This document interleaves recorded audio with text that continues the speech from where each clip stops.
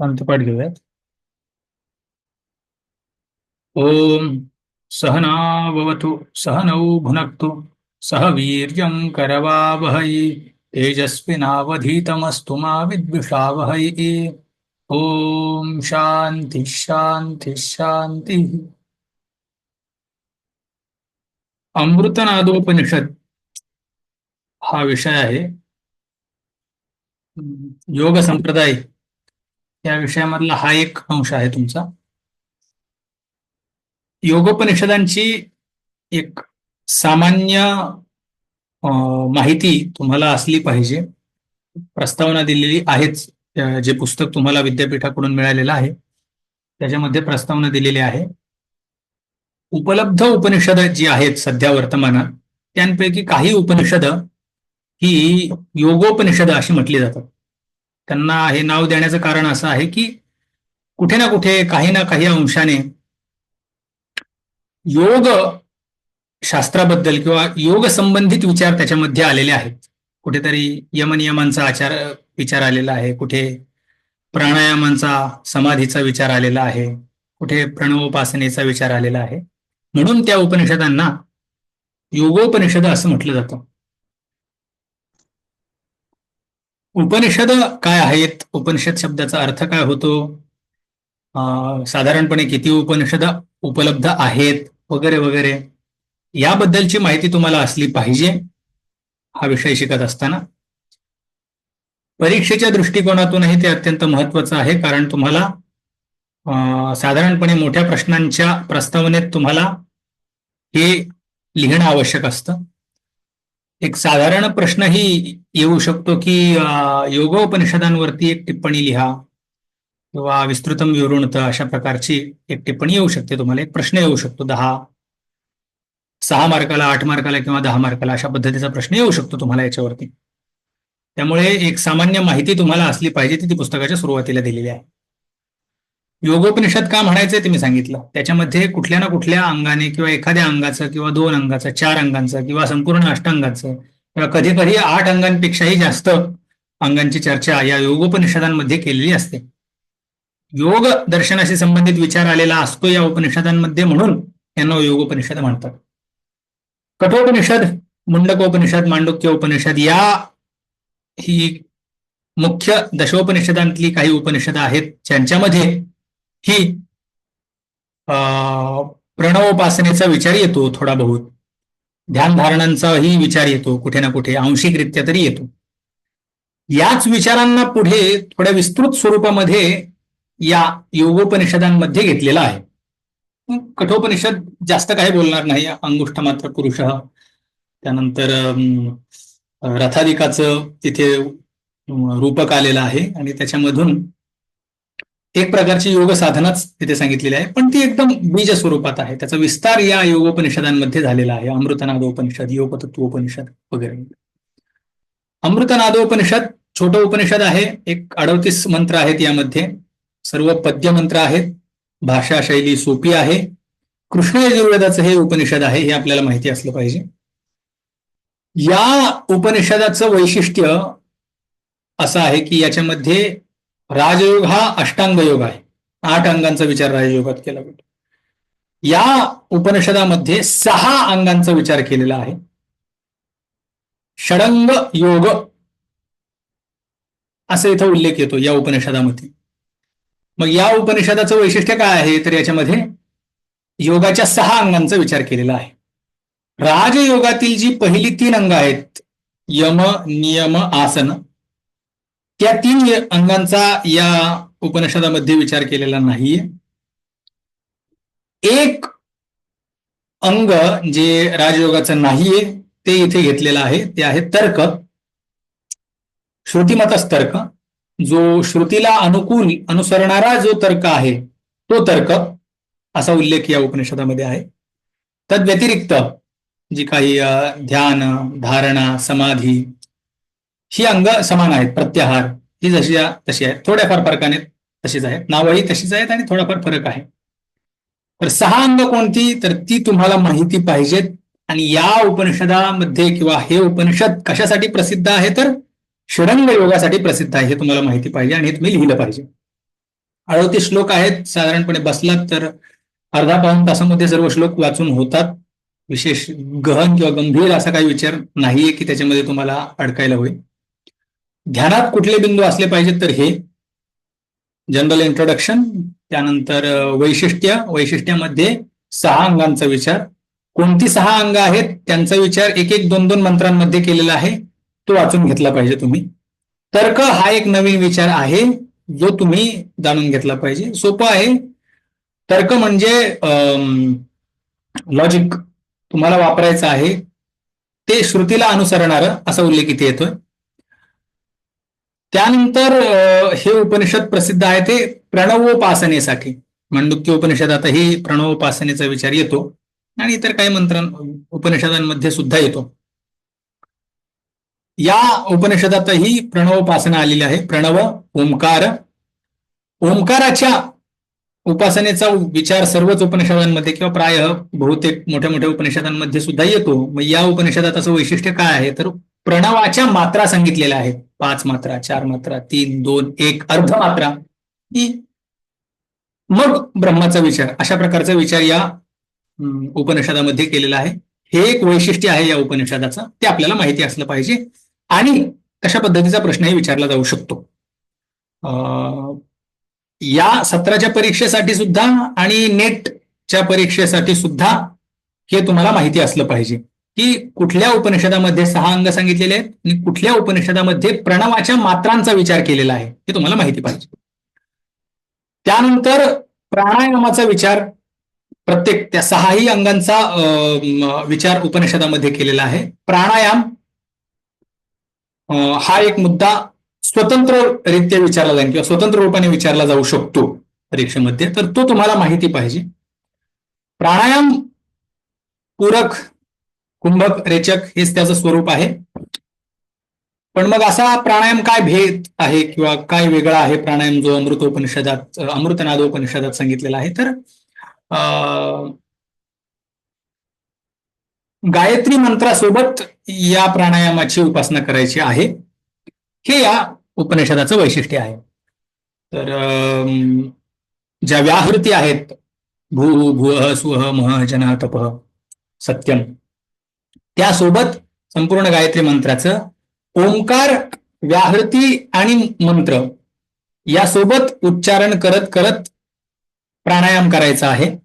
हे इथल्या किंवा या उपनिषदातल्या प्राणायामाचं वैशिष्ट्य आहे, हे तुम्हाला माहिती पाहिजे. ते तुम्ही वाचून घ्या क्रमाने, कारण मी सांगताना सांगितलं पूरक, कुंभक आणि रेचक, पण सांगत असताना उपनिषदामध्ये रेचक अगोदर सांगितलेलं आहे, त्यानंतर पूरक, त्यानंतर कुंभक असा विचार केलेला आहे. तर ते त्या क्रमाने तुम्ही लिहू शकता किंवा क्रम बदलला तरी चालेल, पण ते नमूद केलं पाहिजे. त्यानंतर जो विचार येतो या उपनिषदामध्ये तो आहे प्राणायाम झाला.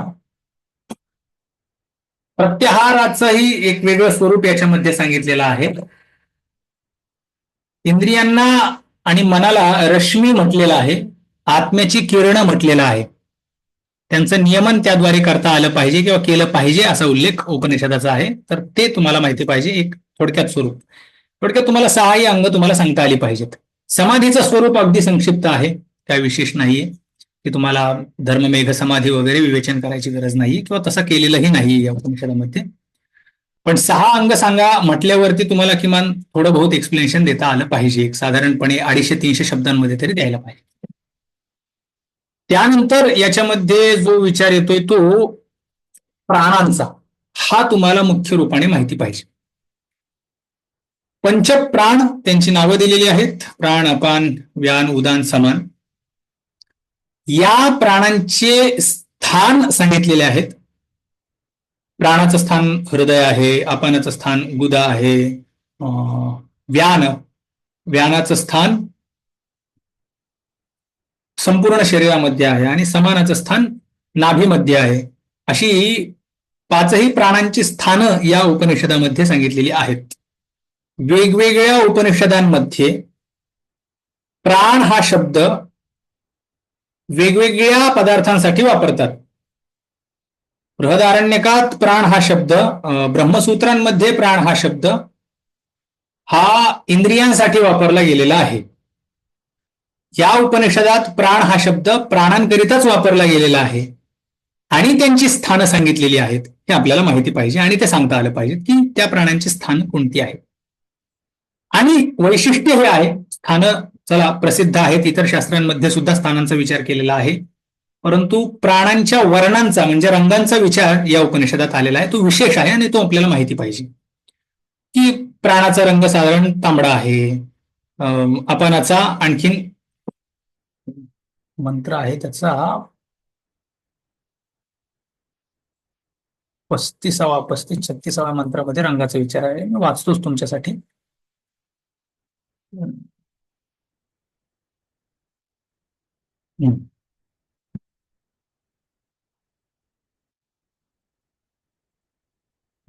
अथ वर्णास्तु पंचानां प्राणादीनां अनुक्रमात् रक्तवर्णः मणिप्रख्यः प्राणवायुः प्रकीर्तितः अपानस्तस्य मध्ये तु इंद्रकोपसमप्रभः. प्राणवायू हा रक्तवर्णाचा आहे, लाल रंगातला आहे. अपान हा गडद लाल रंगाचा आहे. इंद्रकोपमणी म्हणून एक मणी आहे, कीटक आहे. त्या कीटकाप्रमाणे हा अत्यंत गडद लाल रंगाचा आहे. कोण? अपान. साधारण लाल रंगाचा आहे तो प्राण. समानस्तु द्वयोर्मध्ये गोक्षीर धवल प्रभः. गायीच्या दुधासारखा हा समान आहे आणि धूसर रंगाचा हा उदान आहे. व्यान हा अग्नीच्या ज्वालांप्रमाणे आहे. अर्ची समप्रभः व्यानः. आपांडरः उदानः व्यानः ही अर्ची समप्रभः. तर हे जे प्राणांचं वर्णन आलेलं आहे ती या उपनिषदाचं वैशिष्ट्य आहे. प्राणांची स्थानं आणि प्राणांचे वर्ण हे तुम्हाला माहिती पाहिजेत आणि त्याच्यावरती साधारणपणे तुम्हाला एक 6 किंवा 8 अंकाची एक टिप्पणी लिहिता आली पाहिजे. त्या पद्धतीने अभ्यास करा. यानंतर या उपनिषदामधला मुख्य विषय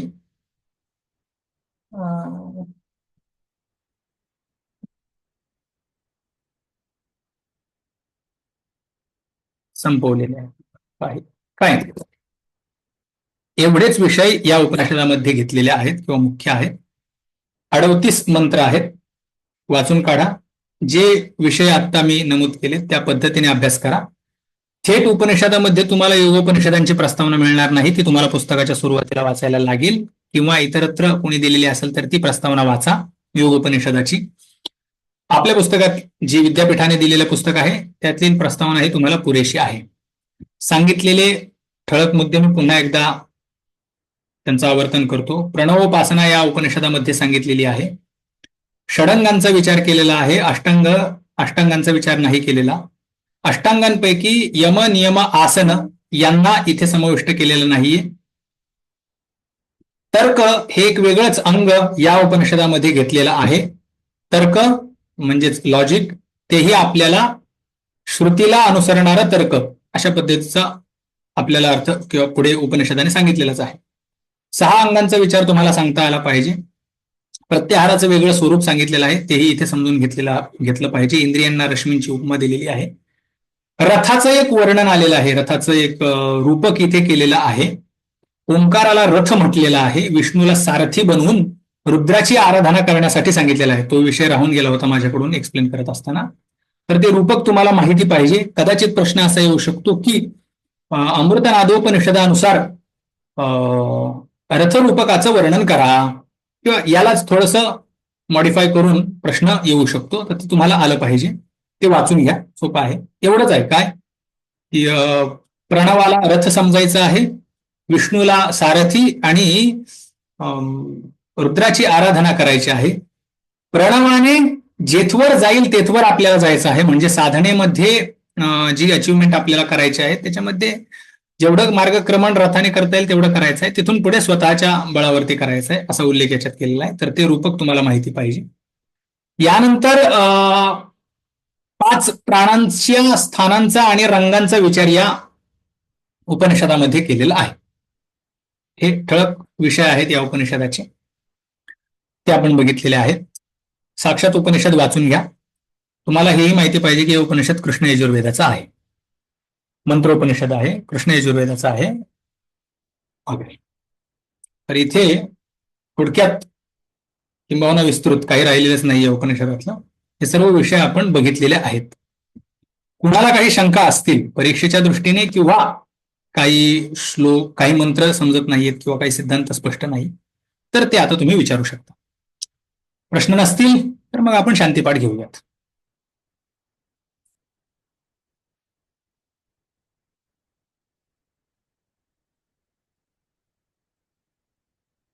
देवी केळुसकर, श्वेता विचारे, ऋतुजा वजे, तिघ जणी आहोत. काही प्रश्न आहेत तुमचे?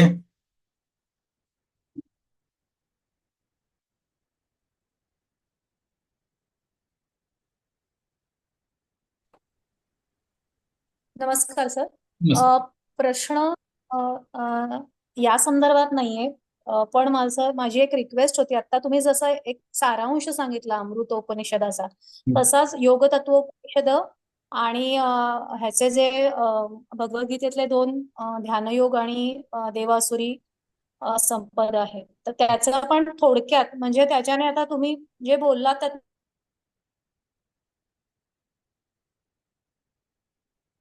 हायलाइट होत तो, सो ते मदत होईल. म्हणजे सगळ्यांच्याच बाबतीत छोटं छोटं तुम्ही कव्हर केलं थ्रू छोटासा असा सेशन घेऊन तर बरं पडेल. स्वरूप सरांना पण हे रिक्वेस्ट आहे. सो शक्य असेल तर ते म्हणजे एकदा वाचन झाल्यानंतर आता तुम्ही आज जे आता बोललात ना, तर पटकन ते छान त्याला एक लिंक लागली आणि मग आता दुसऱ्यांदा करताना ते नीट करता येईल सर, असं म्हणजे माझा अनुभव आहे आत्ताचा. मला आता आठवलं तुम्ही जे सगळं बोललात ते, तर तसं प्रत्येकाचं तुम्ही छोटंसं केलं तर ते सगळ्यांना उपयोगी पडेल असं काय रिक्वेस्ट हा आहे निर्णय, असेल तर. काय हरकत नाही. हा निर्णय काणे सरांनी आणि अविनाश सरांनी घ्यायला पाहिजे. ते जसं सांगतील तशा पद्धतीने.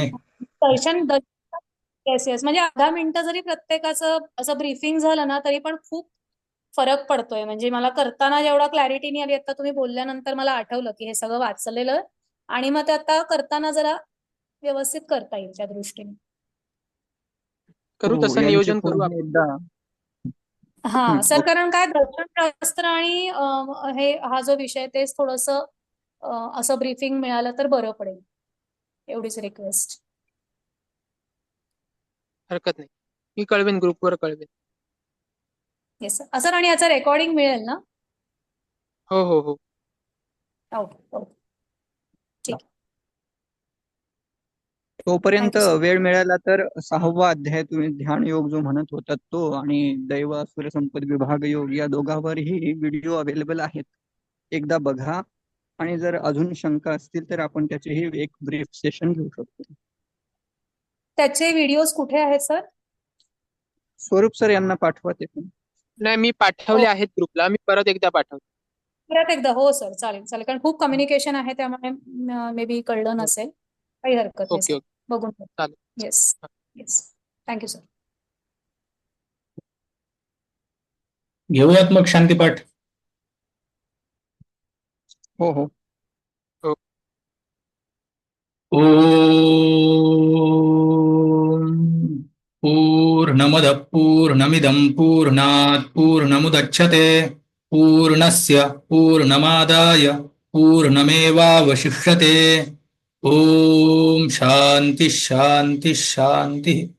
हरि ओम. श्री गुरुभ्यो नमः. हरि ओम. हरि ओम.